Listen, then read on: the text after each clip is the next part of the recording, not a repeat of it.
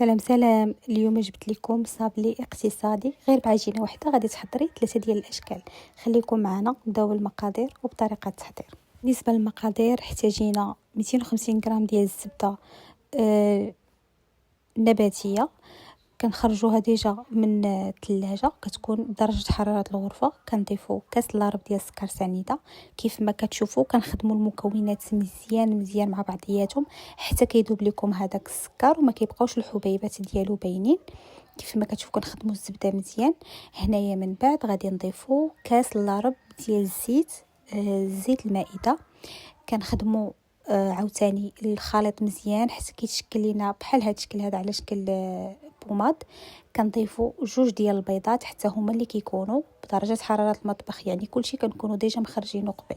هنا تقطع لينا التصوير. كنضيفوا فلون كراميل، معلقه صغيره د الناطه ومعلقه صغيره ديال الجليكوز، كيعطيو لهاد الصابلي واحد البنه غزاله وزوينه بزاف. صافي كيف ما شفتوا هنايا غتقطع لينا التصوير، داكشي علاش ما بانوش معكم. كنضيفوهم هنايا وكنكملوا في الخلط ديال المكونات. هنايا كيف ما كتشوفوا هذا هو القوام ديال العجينه. هنا مباشره كنبداو كنضيفوا في الدقيق. فبالنسبه للدقيق كتبداو تضيفوا بالتدريج، وانتم كتديروا غير هكذا باطراف الاصابع ديالكم، ما تدلكوش العجينه ديال الصابلي راه ما كتبغيش تدليك نهائيا. كيف ما غادي تشوفوا معنا هذا هو القوام ديالها، يعني ملي كتجمعوا العجينه ديالكم هكذا كيفاش خصها تكون. غادي نوريكم غادي نضغطوا عليها بصباعنا باش يبان لكم ما كتلتصقش نهائيا في اليدين، وفي نفس الوقت ماشي قاصحه. هانتوما كيف ما شفتوا العجينه ديال الصابلي راه كتكون باينه كيفاش خصها تكون. فهنايا غادي نقطعوها على 3 ديال القطع. هاد 3 ديال القطع كل قطعه غادي نديروا بها شكل. الا كنتو باغيين اكثر من 3 ديال الاشكال فتقدروا يعني تقسموها على اكثر من 3 ديال الاشكال. هنايا مباشره كنديروها في الورق ديال هذا كيف ما كتشوفوا، وكندخلوها الثلاجه حتى كترتاح مزيان وكتقبض شي شويه في راسها. هنايا ما بين 2 ديال الورق ديال المطبخ كيف ما كتشوفوا كندير ورقه من التحت وورقه من الفوق. كنجبدوا العجينه اللي كنا كيف ما قلت لكم درناها في الثلاجه حتى شدت شي شويه راسها. هنايا من مرمى طلقناها مزيان بالدلاك كيف ما كتشوفوا. فهاد الشكل هذا غادي نديرو وحده ملاصقه مع وحده، لذلك شديناه يعني وخليناه رقيق مزيان. ما تخليوش هاد الطبقه هذه غليظه، حيت ملي كتلاصقوا جوج مع بعضياتهم يلاه كيجيو هما هادوك. حنا استعملنا هاد الطابع هذا طويل سامبل، وفيه اللي من اللور فيه تقيبه الوسط. فانتوما كتطبعوا نتوما كتحسبوا غير باش يجيكم الحساب مقاد وما يشيطوش لكم الزوائد، اولا مثلا يشيطوا لكم 2 ديال السامبل ووحده عاديه وما تلقاوش كيفاش ديروا ليهم. هنايا مباشره كندخلوهم للثلاجه باش يقبطوا في راسهم مزيان من قبل ما ندخلوهم للفران. فهاد الاثناء راه الفران كيكون ديجا مشعول مزيان من قبل، يعني كنشعلوه في 300 درجه، يعني اعلى درجه ممكنه. هنايا بالنسبه للشكل الثاني كنستعملوا هذا الطابع هذا. فهاد الشكل هذا ما غاديش نلاصقوه، انتم غادي تشوفوا معنا كيفاش غادي نديروا ليه. هنايا رجعنا لديك اللي كنا درناها في الثلاجه. راه كيف ما غادي تشوفوا معنا غادي نوريكم راه السمك ديالها كيكون رقيق بهذه الطريقه هذه كيف ما كتشوفوا. صافي. وبالنسبه للشكل الثاني راه سوا درناه في الثلاجه، وهذا هو الشكل الثالث ديال الخميسه. فبالنسبه للاشكال راهم كيبقاو اختياريين لكم نتوما، وحتى بالنسبه للتزيين ديالهم راه كيبقى اختياري لكم نتوما. فكنستمروا بنفس الطريقه كنطبعوهم كيف ما غادي تشوفوا معنا بهذه الطريقه هذه، باستعانه بشي شويه ديال الدقيق غير باش ما يلصقش لكم الطابع في العجينه. اصلا راه هاد العجينه هذه راها ناجحه، راه ما كتلتصق ما حتى شي حاجه. وملي كديروا هاد الورقه ديال الفران راه كتعاونكم بزاف في انكم تشكلوا هاد الصابلي هذا، وراه ما كيخرجش لكم بزاف ديال الخسائر. صافي. هنايا كيف ما غادي تشوفوا معنا من مور حتى هذه ما كنكونوا دخلناها شي شويه للثلاجه حتى كتكون قبطات في راسها.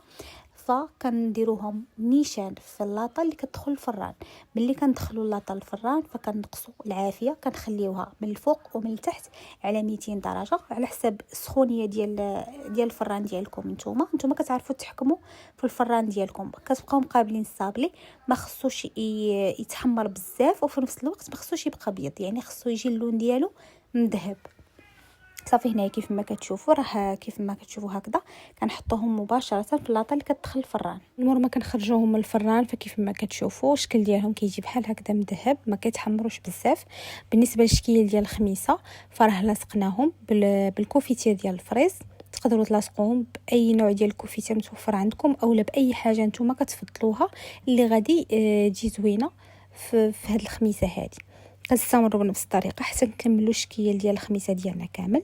بالنسبه للشكل الاخر فاحنا اختارينا اننا نلصقوه بصوص كراميل. تقدروا ديروا صوص كراميل اولا صوص شوكولا اولا اي صوص متوفر عندكم او اللي كتفضلوه نتوما كمذاق.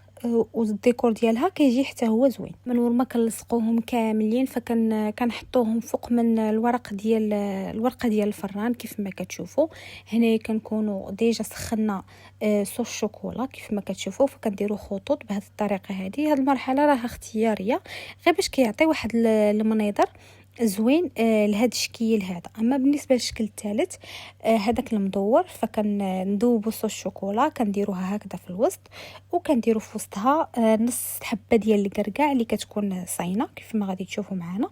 فهنايا راها كتلصق معكم بكل سهوله حيت الشكلاط ملي كيجمد راها هي كتلصق معاه. كنستمروا بنفس الطريقه حتى غادي نكملوا الشكل ديالنا. كيف ما كتشوفوا راهم اشكال بساط وساهلين وان شاء الله يكونوا المقادير متوفرين في اي بيت عندكم. بالنسبه للصوص بالنسبه للناطه اللي كنا درنا في الاول ديال في العجينه راها حتى هي كتعطي واحد البنه زوينه بزاف، وداك الكليكوز كيخلي الصابلي يجي معلك وزوين. صافي هنا كنستمروا بنفس الطريقه. هاد الكميه ديال هاد الشكل هذا اللي عندنا كامله صافي من بعد كنستفوهم كاملين في واحد الطبق. كيف ما كتشوفوا كيجيو هماويين زوينين شكلا ولا مذاقا، هماويين في الحطه. بالنسبه الا كانوا عندكم الضياف اولا غير بحال هكذا في الايام العاديه فكيجيو زوينين بزاف بزاف وسهلين في التحضير.